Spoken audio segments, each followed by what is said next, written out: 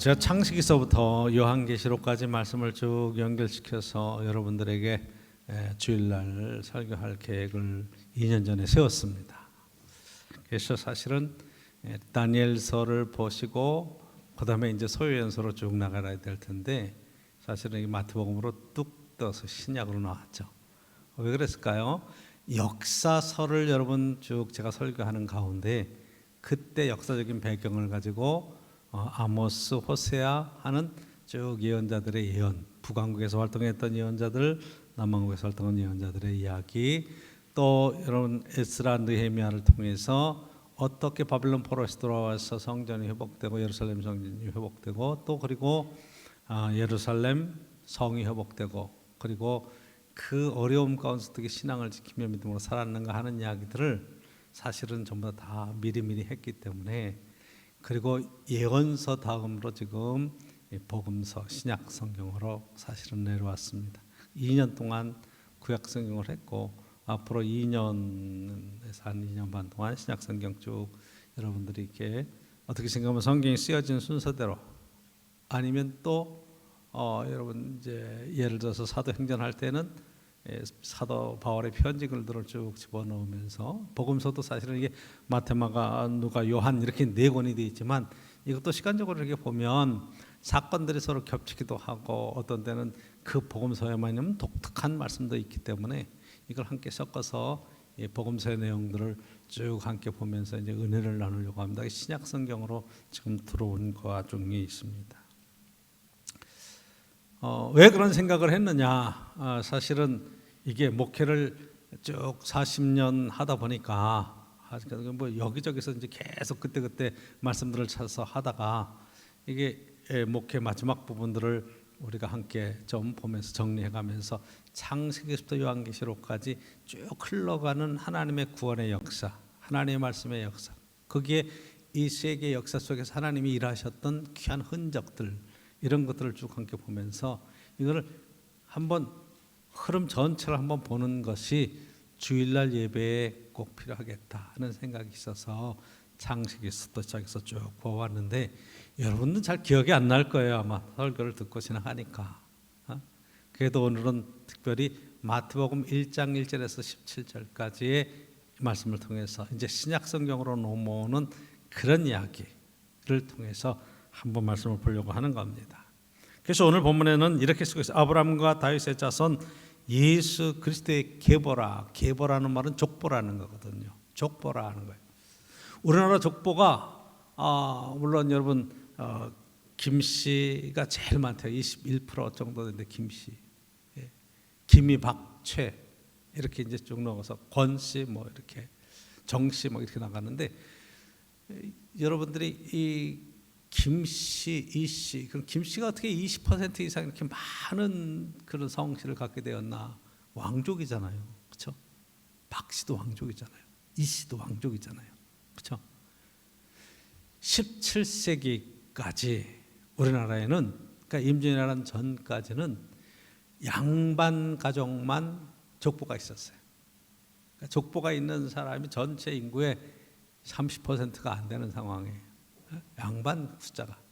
나머지는 다 평민들, 그리고 천민들, 또 노예로 살던 이런 사람들은 족보가 없었어요. 사실 이름도 없었어요. 사실은 뭐 야 돌쇠야, 마당새야 이렇게 부르는, 그렇게 불렸지 그게 뭐 제대로 된 성이 있었겠어요?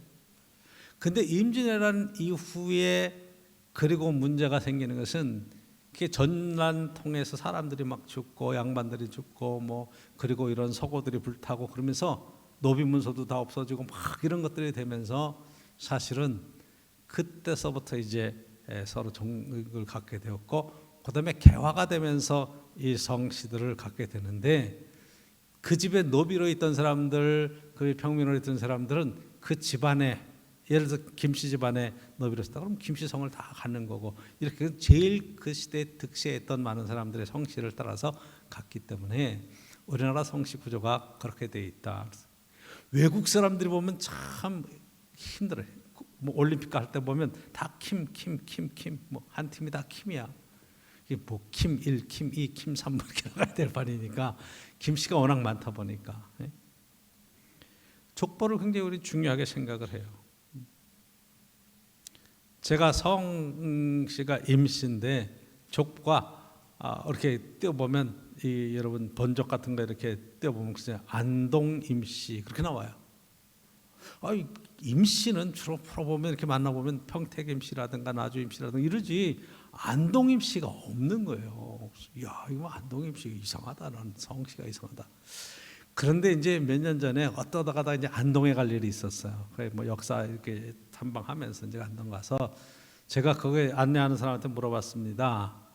내가 안동 임씨인데 안동에 임씨가 있냐? 그랬더니 반색을 하면서 하는 얘기가 여기는 안동 김씨, 안동 권씨, 안동 임씨 이렇게 안동에 번을 두고 있는 성씨가 셋이 있는데 집성천도 있다. 그렇게 얘기를 하더라고. 그래서 제가 그렇구나 저는 생각을 했죠. 그 족보를 가지고 있어도 그 족보에 대해서 이제는 점점 관심들이 없어지고 그래서 사실은 그러니까 옛날에 그렇게 족보들이 없던 사람들이 족보가 생기면서 이걸 막 연결시켜서 만들어주는 그런 족보를 제작하는 사람들도 있었고 해서 이 족보에 대한 생각들이 우리 민족에게는 굉장히 강하게 있긴 하지만 현재는 많이 썩이 돼 있죠, 그렇죠? 여러분들도 이렇게 좀 이렇게 보수적인 사람 만나면 올해는 무슨 왕파에 무슨 파에 해가지고 무슨 이 족보에 관한 이야기들을 쭉 하다 보면 자기 자신의 근본에 관한 이야기들을 아주 잘 이야기하는 사람도 있어요. 근데 저만 해도 잘 관심이 없어서 제가 둘째잖아요. 별 관심이 없으니까 그냥 열심히 내 인생 살면 되지 뭐 현대라는 것 자체가. 그런데 이스라엘의 그런 전통 삶의 이야기는 족보가 굉장히 중요한 거예요. 특별히 그 왕족이잖아요. 오늘 본문에 보니까 아브라함과 다윗의 자손 예수 그리스도의 족보라 계보라 이렇게 나오면서 이게 지금 왕의 족보 가운데 지금 오시는 예수님에 관한 이야기를 쓰고 있는 거예요. 다윗 왕의 후손이다. 왜 이게 이렇게 쓰여져 있는가? 여러분이 족보가 처음 있으면 오늘 본문에 우리 목사님도 봉독하지만 누가 누구를 낳고 아이 뭐 낳다가 말아 그리고 그냥 지목할 수 있는 그런 부분이거든요. 이것이. 그러니까 왜 이 처음에 마태복음 1장을 쓸 때에 이 족보를 넣었을까? 이 지금 마태복음을 읽는 대상들이 이 복음을 전하는 대상들이 유대인들이거든. 그러니까 메시아가 다윗의 자손으로 오시는데 너희들이 기다리던 그 메시아가 예수님으로 이 땅에 오셨다라는 족보를 통해서 예수님을 증언하는 굉장히 중요한 이야기예요. 우리가 볼 때에는 누가 누구를 낳고 쭉 낳고 나가니까 별로 귀하게 생각하지 않지만 이 사람들에게는 이것이 굉장히 중요한 메시아에 대한 근거를 확실하게 되는 이야기라 말이에요. 아브라함의 하나님, 이삭의 하나님, 야곱의 하나님이라고 불리우던 그 하나님의 그러한 자기의 계시가 예수 그리스도를 통해서 나타났다. 다윗 왕의 자손으로 오시고 그 후손으로 오시는 메시아에 대한 기대가 바로 예수님을 통해서 이 땅에 오시게 됐다. 이 이야기를 딱 들이대면서 너희들이 이 역사적인 사실은 부인할 수가 없어. 예수님이 이렇게 요셉을 통해서 마리아를 통해서 그리스도라고 불리우는 메시아가 오셨기 때문에 그렇다. 이렇게 이야기를 쓰는 거죠. 여러분, 바로 이 족보는 굉장히 중요한 의미를 갖고 있어요. 그래서 여러분 17절에 보면 이 모든 대수가 아브라함부터 다윗까지 연례되고 다윗서부터 바벨론 사로잡혀 연례되고 바벨론 사로잡힌 후에 또 연례되고 왜 연례돼 했는가? 실제로 이스라엘의 여러분 유다의 그런 역사를 보면서 왕의 그런 입장을 쭉 보면 이 연례대에서 막 벗어나기도 하고 여기 빠진 사람도 있고 막 그렇게 돼요. 근데 왜 그러냐? 이게 연례대를 맞추면서 지금 이것을 암송하고 정확하게 의미를 전달하려고 그 순서의 정확함보다도 더 중요한 것은 예수님이 누구신가 하는 것에 대한 증거를 대는 데 있다. 저 여러분들이 이 말씀을 꼭 기억해야 돼요. 중요한 것은 바벨론 포로로 끌려갈 때까지 열려야 돼요. 그렇죠? 다윗 왕서부터 그렇게 그 바벨론 포로에서 돌아와서 열려야 돼요. 이 이야기를 쭉 쓰면서 하는 이야기는 바벨론 포로를 굉장히 중요한 이렇게 주제로 줘요. 왜 그랬을까요?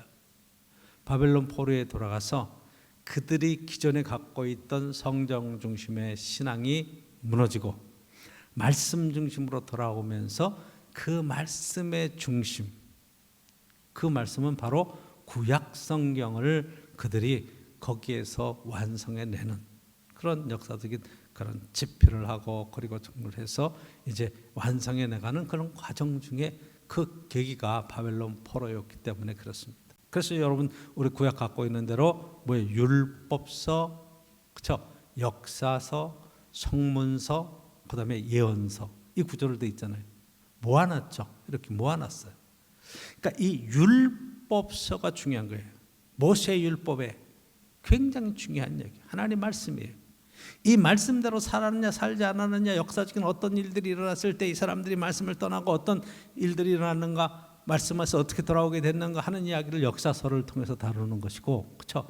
그 역사 속에서 말씀이 불순종했을 때 어떤 결과들이 나타났는가 그리고 그 역사를 넘어서서 문학 서적을 통해서는 어떻게 신앙적인 이야기들을 바벨론 포로 이후에 그들이 경험했던 문학 서적을 통해서 그들의 지혜서를 통해서 어떻게 설명하고 있는가.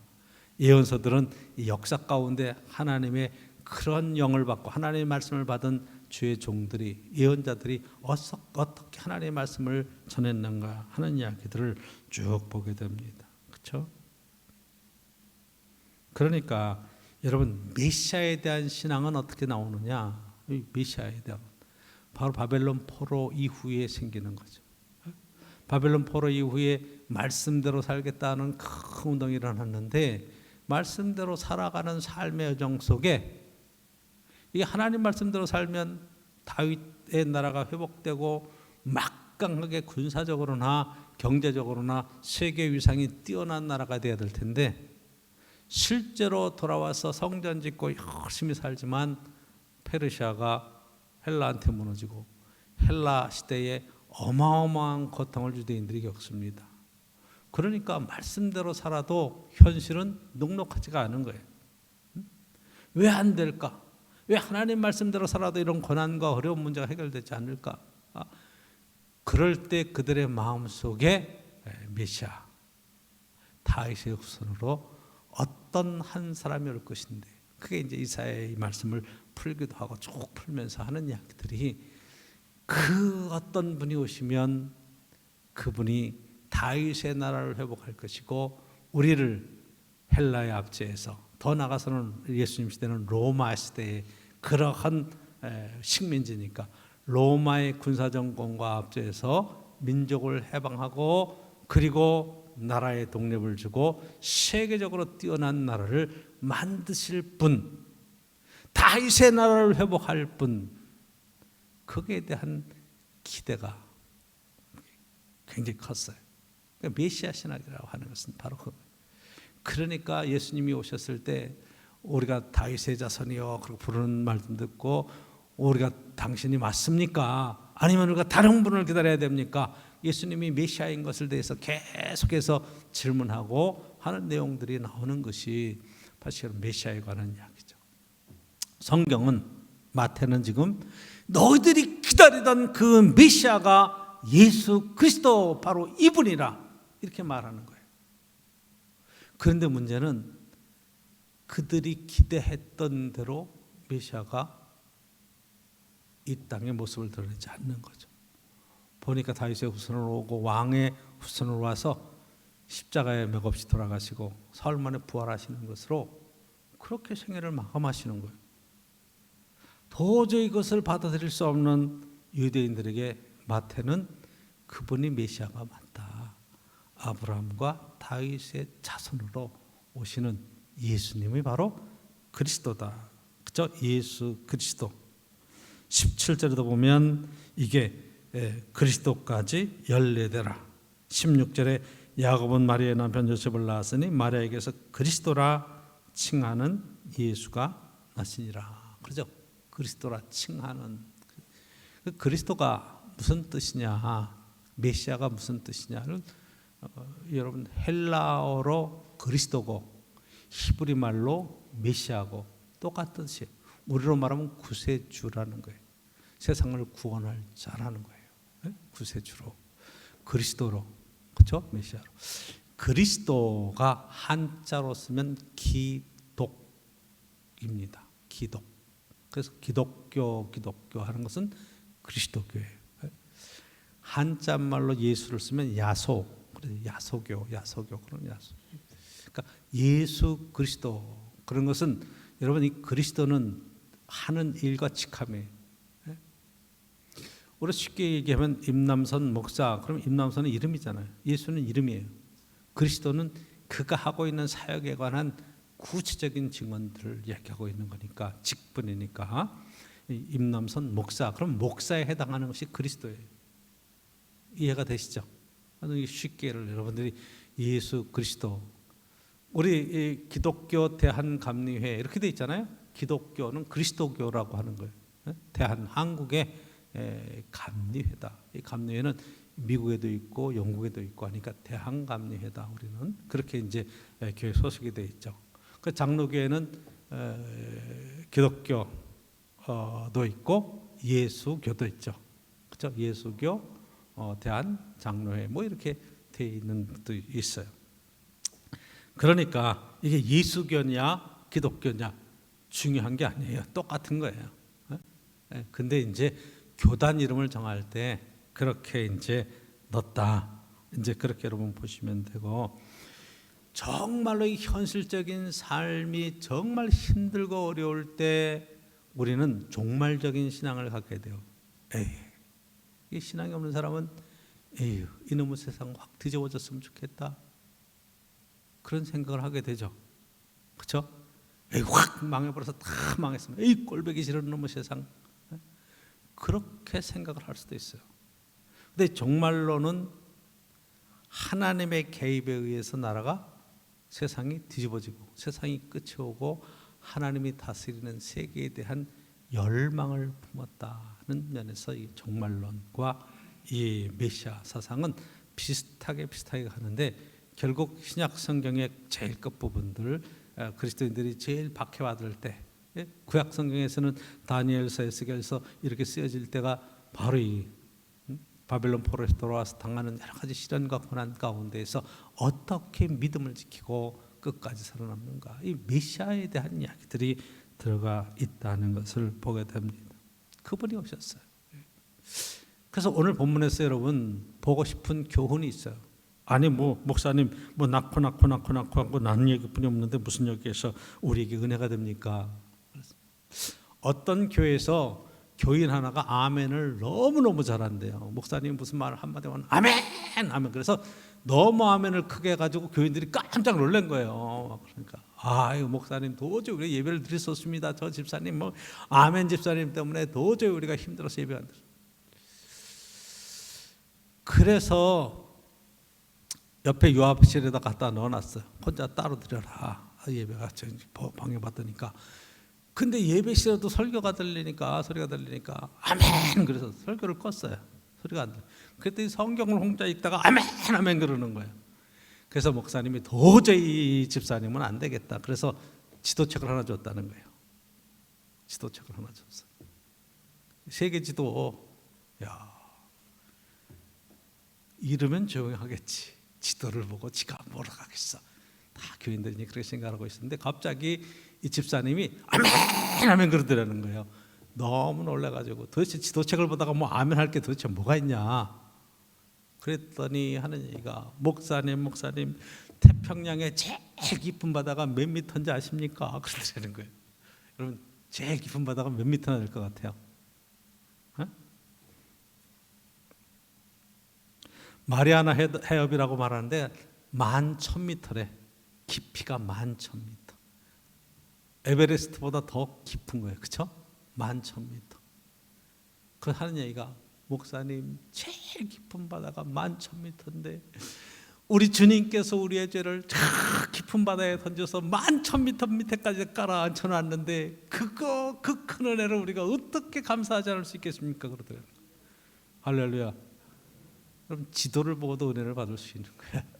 근데 여러분들이 마태복음의 말씀, 누가 누구를 낳고 누구를 낳고 아브라함 이삭을 낳고 이삭 야곱을 낳고 하는 이 말씀을 통해서 왜 주님께서 주시는 말씀의 의미가 없겠어요? 그렇죠?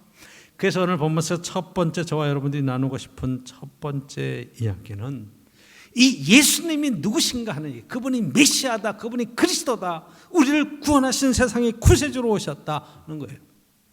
여러분, 메시아는 하나님의 아들이십니다. 하나님과 본체가 같으신 분이, 하나님이 이 땅의 역사를 뚫고 실제적인 삶 속에 찾아오신 거예요. 그게 지금 마태복음의 선언이에요. 너희들이 기대하던 그 하나님의 그런 종 메시아가 이 땅의 역사를 통해서 왔다. 다윗의 자손으로, 아브라함의 자손으로, 그리고 요셉과 마리아를 통해서 이 땅에 실제로 태어났다. 여러분, 성경의 이야기는 신화의 이야기가 아니에요. 그리스 로마 신화가 아니라 이 말이에요. 우리나라에 있는 그러한 단군 신화와 같은 그런 신화의 얘기가 아니라 이 말이에요. 이것은 역사적인 실제 이야기고, 예수님이 이 땅에 실제로 베들레헴에 오시고 갈릴리 바다를 거느시고 예루살렘 성전에서 가서 참배하시고 경배하시는 그런 구체적인 이야기, 갈릴리 호수를 거니시면서 지하들을 가르치시는 이야기들이 실제적인 역사의 사건이라, 이런 이야기를 하시는 거예요. 할렐루야. 그렇죠? 하나님이 우리를 찾아오신 사건이라. 얼마나 대단한 일입니까? 그렇죠? 역사적인 실제적인 사건이에요. 꾸며낸 얘기가 절대로 아니라고요. 그러니까 저와 여러분의 신앙은 실제적인 거예요. 아주 구체적인 거예요. 오늘 내 속에 찾아오시는 주님의 이야기는 그 역사를 뚫고 베들레헴 땅에 오셨다면, 오늘 성령께서 이 역사 가운데 저와 여러분들을 만나시고 우리 인생 속에 하나님의 놀라우신 계획을 성취시켜 주시는 은혜가 그 가운데 있다는 겁니다. 할렐루야.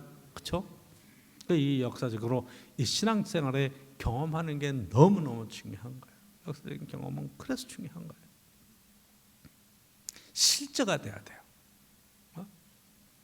저도 청년회 때 교회를 다니다가는 그냥 여러분 상식적으로 그냥 우리가 교회를 다니니까 교회 조직 속에 이렇게 들어가서 다니죠. 어렸을 때부터 엄마가 데리고 다니고 뭐 이렇게 주변에서 친구랑 따라가고 그런 일들이 얼마든지 있을 수 있어요. 그런데 이 신앙적인 이야기들이 여러분 그냥 흘려가는 이야기로 들으면 따라다니다가 머리가 크고 그러면 여러분 안 나와요. 아유 뭐 얼마나 열심히 다니세요. 아유 신앙은 뭐 자유 아닙니까? 나한테 강요하지 마세요. 나도 때가 되면 나갈 거예요. 뭐 이런 얘기 잘하죠 애들이. 그런데 여러분, 이 역사적으로 주님을 만나는 경험을 하고 내 삶 속에 실제로 체험을 하고 나면 우리는 교회 오지 말라도 와요. 에? 그런 우리의 뜨거운 영적인 체험이, 역사적인 이 사건들이 내 인생 속에 이루어지는 축복이 굉장히 중요하다 이 말이에요. 어떻게 만나요? 여러분 말씀 듣는 자리에, 하나님의 은혜 베푸실 바로 그 자리에 여러분들이 있어야 돼요. 바로 그 자리가 중요한 거예요. 두 번째, 오늘 본문 속에서 보면 이런 사람의 이름이 나옵니다. 여러분 보시면 3절에 유다는 다말에게서 베레스와 세레를 낳고, 그죠? 유다는 다말에게서. 자, 5절 보면 살못은 라합에게서, 여자 이름이라 라합. 여러분 6절에 보면 다윗은 우리아의 아내에게서 솔로몬을 낳고, 그렇죠? 그렇게 쭉 나와요. 5절에 보면 거기에 보아스는 룻에게서 오벳을 낳고, 이게 쪽에서 여자가 4명이 나와요. 그때 5번째까지 하면 마리아까지 나오지만 사실은 마리아는 그래 빼고도 한번 생각을 해보죠. 여러분 생각을 해보세요. 2명은 성적으로 문제가 많은 사람들이. 여러분 유다와 다말은 시아버지와 며느리예요. 그게 남편이 죽어요. 아들이 장가를 갔는데 아들이 죽어요. 그러니까 이렇게 작은 아들을 통해서 또 이 대를 이어야 되는데 안 돼요. 그러니까 너 고향으로 돌아가 있어. 친정에 가 있어. 친정에 가 있어. 근데 아버지가 이 시아버지가 연락이 없어요. 셋째가 있는데 그 아이도 죽을까봐 이 유다가 이렇게 번체만체 하는 거예요. 그러니까 유다가 양을 치러 온 그때에 이 며느리가 변장을 하고 나가서 시아버지와 동침을 하고 그리고 낳는 아이들이 얘기. 야, 이 성경에 있을 수 있는 얘기입니까? 상식적으로 있을 수 있는 얘기 이게. 제가 이천에서 처음 목회할 때 교회 처음 나온 교인이 있어요. 성경을 목사님 전 성경을 배우고 싶고 성경을 알고 싶다고 장식부터 읽어보십시오. 그랬더니 어느 하루 막 씩씩거리고 왔어요. 그리고 전사님 교회 못 다녀요. 그래 왜 그래요? 그랬더니 이거 보세요. 시아버지랑 며느리랑 해가지고 애를 낳는데 이런 이야기가 있는 게 이게 도대체 말이나 됩니까? 나한테 그렇게 얘기를 하는 거예요. 야, 그거 상식 있는 사람은 말도 안 되는 얘기지. 근데 이게 지금 어디에 들어와 있는 거예요? 예수님의 족보. 그런 일을 통해서 메시아가 오셨다는 거잖아요. 그렇죠? 라합은 기생이에요. 기생에서 자녀들이 나서 예수님의 족보에 들어가 있는 거예요. 그렇죠? 한번 생각해 보세요. 룻은 이방 여자였어요. 그를 통해서 들어오는 거예요. 더 특별히 여러분 6절에 보면 다윗은 우리아의 아내에게서, 우리아의 아내 이름이 뭐예요? 바세바잖아요. 바세바에게서 유대 이름이 있음에도 불구하고 우리아, 여러분 햇사람이에요. 가나안 사람이 이방인이에요. 우리아의 아내에게서 지금 솔로몬을 낳았다. 이건 뭐예요? 이렇게 죄 많은 족보, 어떻게 생각하면 왕족이라고 그러고 하나님의 족보라고 그러고 막 대단하게 자랑할 것 같아도 남자만 쭉 써놓고 이런 사건들을 빼놓으면 이게 몰라요 우리는. 그런데 굳이 마태는 이 이름을 막 다 집어넣는 거예요. 왜 그랬을까요? 하나님의 족보가 막 거룩하고 이 땅에 막 거룩한 그런 일들을 통해서 죄의 역사가 이루어질 것 같아도 하나님께서는 죄 많은 자리에 용서하시고 품으시고 바꿔주시고 그 삶을 방향을 틀어놓으셔서 우리에게 하나님의 놀라운 일들을 할 수 있도록 베풀어 주시는 귀한 은혜가 있다는 거예요. 할렐루야. 사람은 실수할 수 있습니다. 젊어서 죄 질 수도 있습니다. 그렇다고 다 죄인이라고 세상에 매장당해서도 안 되는 거예요. 회개하고 돌이키고 하나님 은혜 가운데서 회복되는 굉장히 귀한 은혜가 있습니다. 이런 족보, 이런 여인들, 이렇게 말도 안 되는 사건들을 통해서도 하나님께서는 하나님의 거룩하신 뜻을 이루어 가실 수 있다는 놀라운 은총이 얼마나 귀한 거예요. 저와 여러분의 인생 속에 주님이 찾아오실 때 바로 이 귀한 은총이 있는 거예요. 하나님 어떻게 나 같은 것을 쓰시나요? 하나님이 쓰시겠다고 말하면 하나님의 축복 속에 깨끗하게 정결하게 회복시켜서 쓰시는 은혜가 있다 이 말이에요. 여러분 당당할 수 있기를 주의 이름으로 축복합니다. 우리는 연약해요. 죄인 아닌 사람이 어디 있습니까? 그 죄를 사하시고 그리고 용서하시고 회복시키시려고 오셨다는 것을 깨닫게 됩니다. 세 번째 오늘 본문 속에서 우리가 깨닫는 것은 바벨론 포로의 이야기예요. 나라가 다 망했어요. 우리나라도 망했죠. 일제 36년 굉장히 우리는 막 뼈 아프게 생각합니다. 그 앞에 막 우리가 몽고한테도 이렇게 나라가 어려움을 당하고 그런 사건들도 많이 있었어요. 그렇지만 최근에 일본하고의 이런 문제는 사실은 굉장히 우리가 좀 막 심각하게 마음 아픈 사건이 틀림없습니다. 일본 사람들은 용서할 수가 없어요. 왜 사과도 안 하잖아. 참 내선을 치라 그래서 조선 우리의 조상들이 얼마나 많은 시련과 고통을 겪었는지 몰라요. 나라를 빼앗겼다고 얘기해요. 근데 정말 나라를 빼앗겼습니까? 이 땅에 조선은 그냥 있었어요. 그렇죠? 있었어요. 국민들도 그대로 있었어요. 착출해 가고 막 그 고난을 겪었어도 이 땅의 백성들은 있었어요. 뭘 뺏긴 거예요? 주권을 빼앗긴 거죠. 통치를 그래서 중앙 지금 청 다 갈아졌지만 옛날에 이렇게 청와대 앞에 거기에 중앙청이라고 해서 거기에 이제 조선 총독부 건물이 있었잖아요. 그 왕궁 앞에 그걸 지어놓고 그런 조선을 다스렸던 일본의 총독들이 와 있었어요. 그렇죠? 그것을 가슴 아파해요. 그리고 우리는 다시는 잊어서는 안 된다 그래요. 일본을 극복해야 된다 그리고 그래서 지금까지도 반일하고 뭐 친일들 뭐 굉장히 막 혐오하는 그런 일이 있어요. 그런데 사실은 역사적으로 지금 이스라엘 백성들 유대인들이 당한 것은 여러분 나라를 뺏긴 게 정말 뺏겼는데 그 땅에서 딱 포로로 끌려가고 거기에 다른 나라 사람들을 이방인들을 갖다 집어넣어 버린 거예요. 그래서 그 땅에 있던 사람들하고 외부에서 들어온 사람들하고 어울려서 이렇게 탄생한 2세들 우리는 혼혈들을 우리가 사마리아 사람들이라고 이야기하는 그 신약 시대의 배경이 되어버리는 거예요. 북왕국은 아수르한테 망하고 남왕국은 바벨론을 끌려갔다가 25만 원이 끌려갔다가 5만 원이 돌아와가지고 거기에 나라가 다시 세워진다. 역사적으로 그럼 70년 만에 나라가 다시 세워진다. 불가능한 일들이 역사적으로 생긴 거죠. 그리고 여러분 AD 70년에 무너졌다가 1948년도에 다시 예루살렘의 이스라엘 땅에 나라가 회복된다?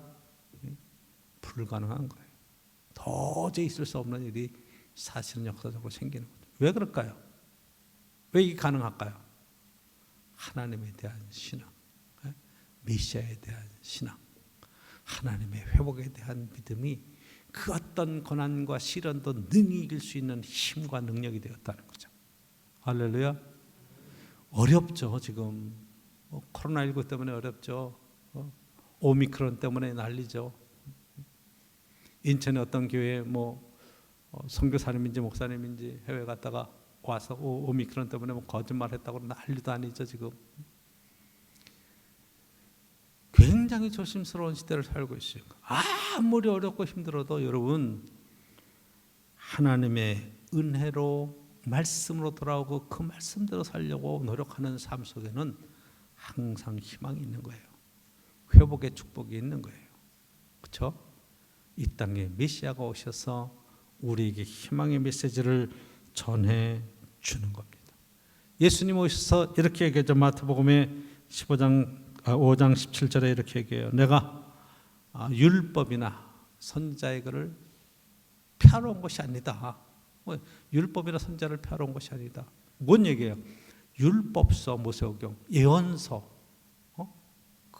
여러분 봤던 그 예언서, 그거를 펴러 온 게 아니다. 뭐라 그래요? 완전하게 하려 함이라. 그렇죠? 완전하게 하신다. 완전히 뭐예요? 율법의 완성, 예언의 완성. 누구를 통해서? 예수 그리스도를 통해서. 저와 여러분들은 예수를 그리스도로 고백하고 이 율법의 완성, 예언의 완성은 하나님의 뜻이 우리 인생 속에 완성되어지는 그 은혜를 사는 사람들이란 말이에요. 할렐루야. 말씀이 우리 속에서 이루어지는 거예요. 예수 그리스도를 믿고 십자가의 그 큰 은혜를 의지하면서 여러분 굉장히 큰 축복이죠. 예수님을 영접하는 게 중요해요. 예수님을 체험하는 게 중요해요.